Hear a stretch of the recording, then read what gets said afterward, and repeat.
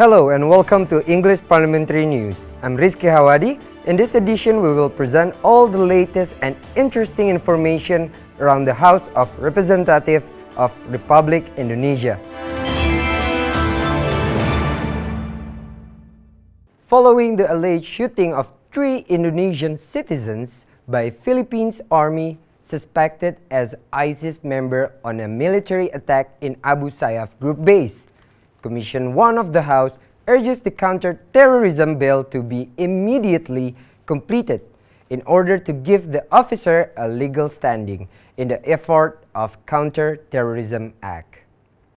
Speaking after the plenary session, Thursday, 27 April 2017, a member of Commission 1 of the House, Dave Akbarsyah, says the shooting of 3 Indonesian citizens in Philippines is the reflection of the growing extremism and radicalism acts in Indonesia. Moreover, Dave adds the urgency of counterterrorism bill is critical as it is important for the officers while doing some prevention and counterterrorism acts from the indication of terrorism acts in the country. Undang-undang teroris itu harus segera dirampungkan supaya itu bisa digunakan untuk aparat keamanan melakukan penindakan dari individual manapun yang sudah dicurigai terlibat ataupun merencanakan kegiatan-kegiatan dan juga atau mereka sudah nyata-nyata masuk ke dalam pelatihan-pelatihan kelompok-kelompok sel-sel teroris tersebut. Meanwhile, another member of Commission 1, Muhammad Arwanito Mafi, adds that Indonesia should approach the Philippines related to terrorism issue.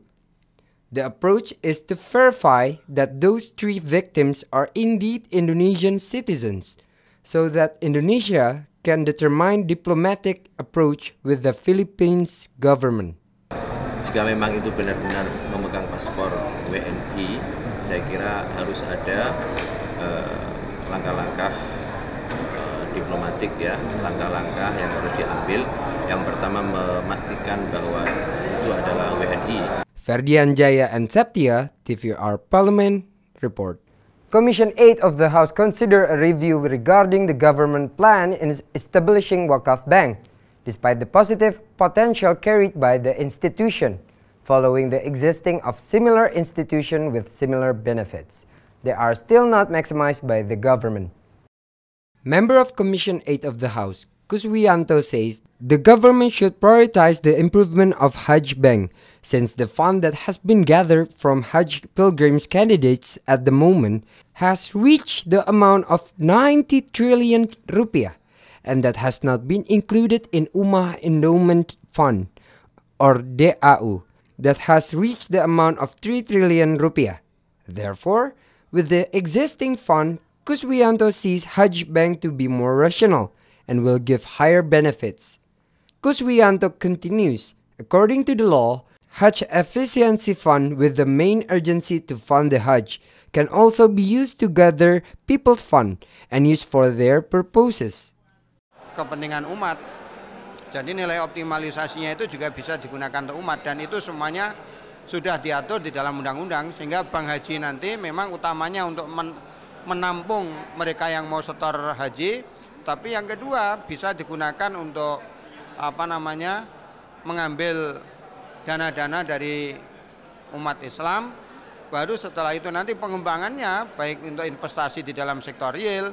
The Vice Chairman of Commission 8, Sodiq Mujahid, questions the urgency of forming Wakaf Bank. According to him, even Sharia Bank that already exists is not yet maximized, in spite of the positive development trend of Sharia Bank. In his opinion, result in poor turnover rate of Sharia Bank. In his opinion, result in poor turnover rate of Sharia Bank. Furthermore, Sodiq encourages the government to maximize Amil Zakat Agency or BAZ compared to establishing Wakaf Bank. Sodiq says, despite the great potential of Amil Zakat Agency and its years of operation expertise, the fund collection rate is still low. Therefore, to support the community interest, Sodiq views it will be more effective to maximize BAZ. Untuk perekonomian adalah bank syariah, kemudian untuk bantuan-bantuan pelayanan-pelayanan adalah Badan Amil Zakat yang tingkat profesionalismenya seperti perbankan. Bazi itu harus dikelola oleh orang yang punya kompetensi dan background keuangan, gitu kan, sehingga mencapai maksimum. Nah, jika ini terjadi, maka dukungan-dukungan kepada rakyat, kepada ekonomi kecil, ya, itu bisa dari Badan Amil Zakat ini. Septia and Mario, TVR Parliament, report. Vice Speaker of the House, Fadlizon, received aspiration from a number of professionals from Indonesia-Asia Institute related to the Parliament work performance, especially in education field, which keep evolving and following the development of technology.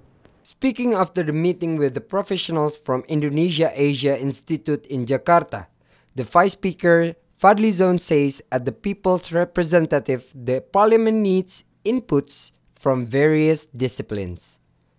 According to Fadli, the information received from the professional give many benefits, especially in the process of constitution renewal, in order to meet the needs and condition of current educational sector.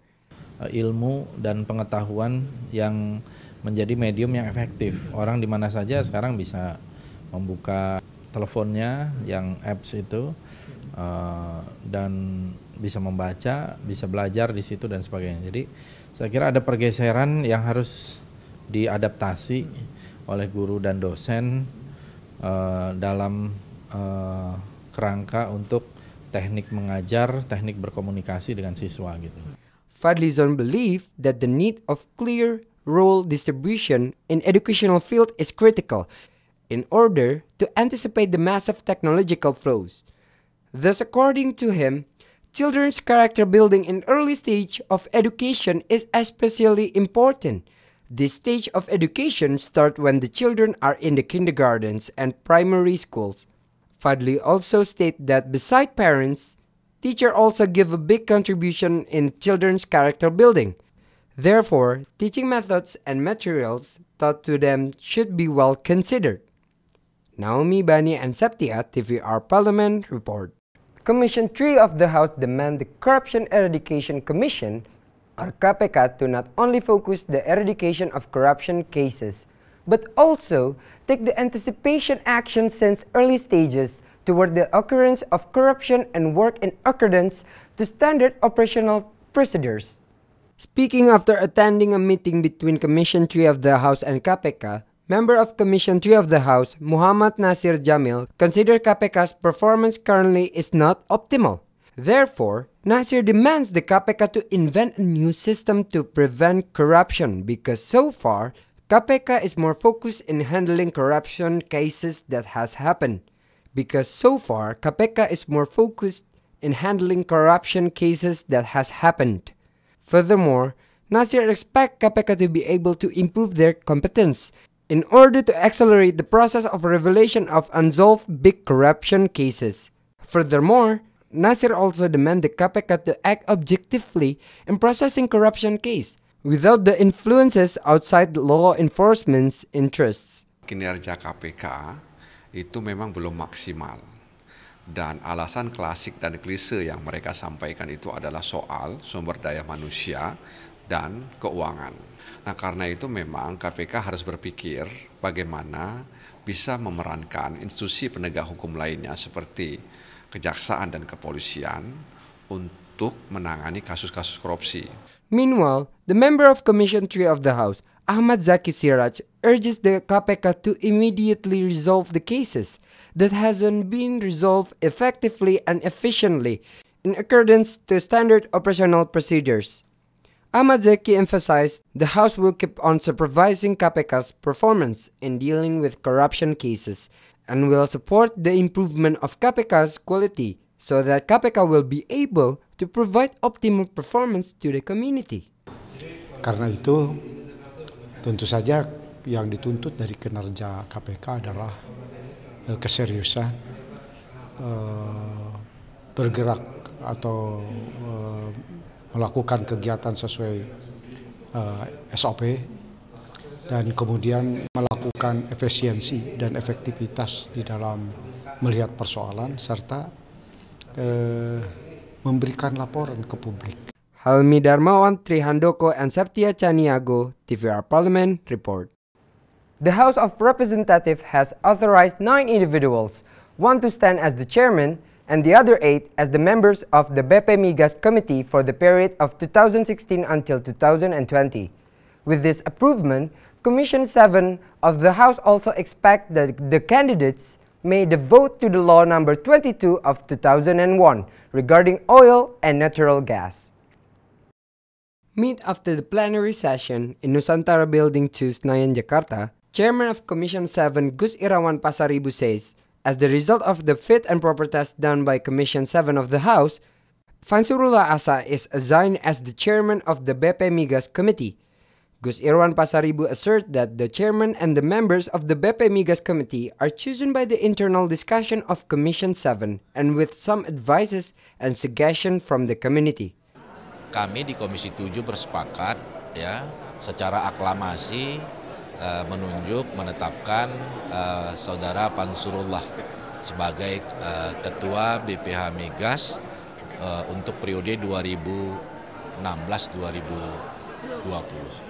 Jadi sudah diproses secara sesuai mekanisme yang ada. Furthermore, Gus Irawan Pasaribu adds the assigned candidates have the competence and capability needed in oil. The assigned candidates have the competence and capability needed in oil and gas sector.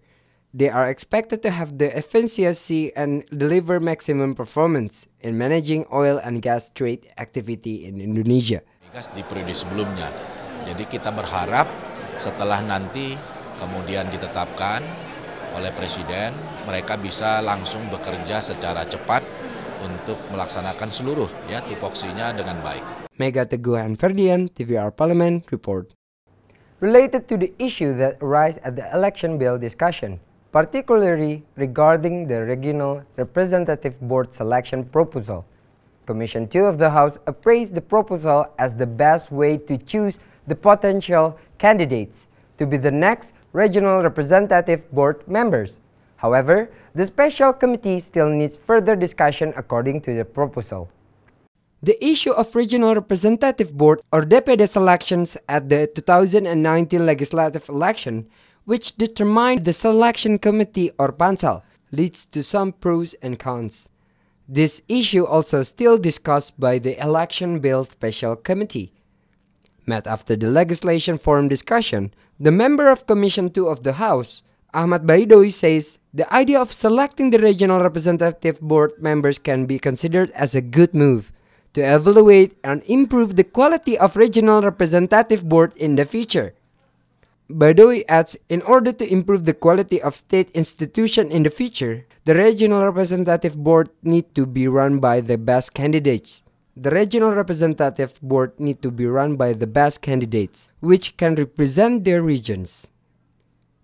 And to realize this goal, according to Baidowi, an improvement shall be made from requirement process. Karena niatnya itu berangkat dari lemahnya pengetahuan dan kemampuan anggota-anggota DPD dalam melancarkan tugasnya. Itu kita objektif karena itu juga berdasarkan dari masukan dari teman-teman DPD.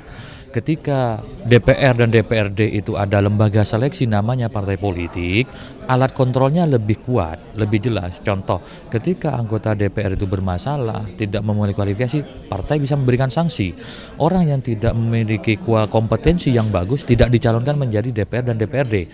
Sementara DPD itu bebas langsung saja. Meanwhile, a political observer from Islamic State University, Syarif Hidayatullah Pangisyarwi Chaniago, declares the proposal of senator selection process will cause a conflict between the House and the Regional Representative Board and will definitely faces rejection by the Regional Representative Board. Pangi believes the proposal seemed like a discouraging move because he assessed that there are still some political interest between the selection committee itself. Itu diseleksi oleh pansel, saya kira ini akan memunculkan polemik dan akan ditolak oleh anggota DPD sendiri. Jadi saya kira begini, ini wacana yang pesimis lah, tidak akan mungkin ya, karena pertama parabelnya adalah siapa yang bisa menjamin bahwa ini tidak bersih dari kepentingan politik, itu konflik interest. politik. Yang kedua, ini kental aroma politisnya nanti, titipan orang partai, titipan ini, dan selanjutnya. Yang ketiga, siapa yang menjamin tidak terjadi di situ kong-kali-kong gitu loh antara kepentingan ini, money politik gitu ya. Karena pansel yang menentukan. Zikri Julian and Ferdian, TVR Parliament. In the effort to balance the numbers of registered taxpayers in South Sumatra, Commission 11 of the House demands the regional government and all related stakeholders to add more tax employees, followed by the improving the quality of human resources, which is considered low until now.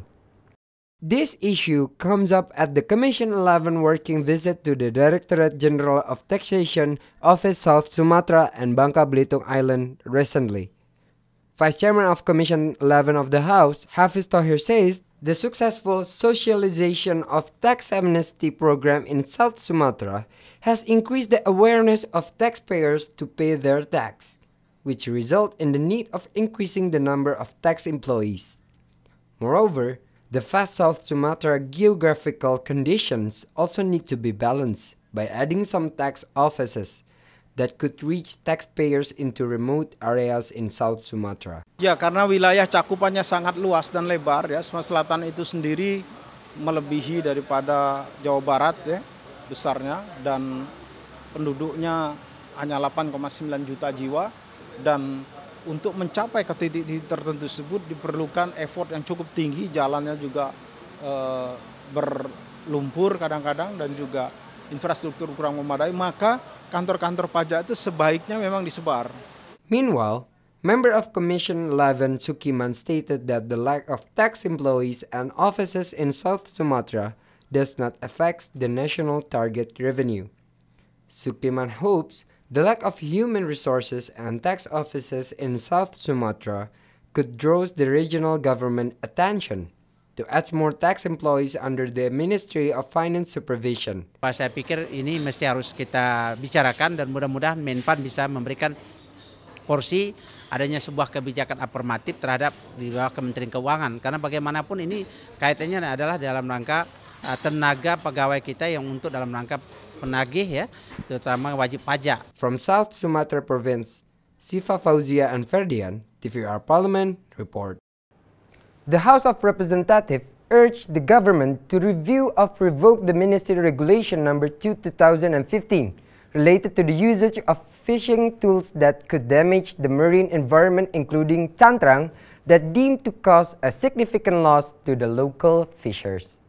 Vice Chairman of the Commission 6 of the House, Daniel Johan, which is posted at the Tegalsa Report, Central Java, says the House has received a lot of complaints from fishermen from Sabang to Merauke, which claim to be suffering from the regulation made by the Ministry of Maritime and Fisheries Affairs. Daniel Johan explains, Ministry of Maritime and Fisheries Affairs, or KKP, is established to help and improve the fishermen, and it is important to maintain their trust that put the people interest as its priority. Selama itu kita mendapat aspirasi begitu banyak nelayan dari Sabang sampai Merauke, dan sampai detik ini belum ada perubahan. Nah, sehingga nelayan-nelayan itu hidupnya bukan semakin mudah, hidupnya bukan semakin sejahtera, malah semakin sulit, semakin sengsara. Nah, makanya kita berharap pemerintah sangat penting untuk menjaga kepercayaan rakyat. Menjaga kepercayaan rakyat adalah jangan membuat kebijakan-kebijakan yang justru membuat sengsara rakyat. Meanwhile, member of Commission 3 of the House, Bahrudin Nasori, which is appointed in the same location, stated that the government should provide policies that support and give some advantages to its people.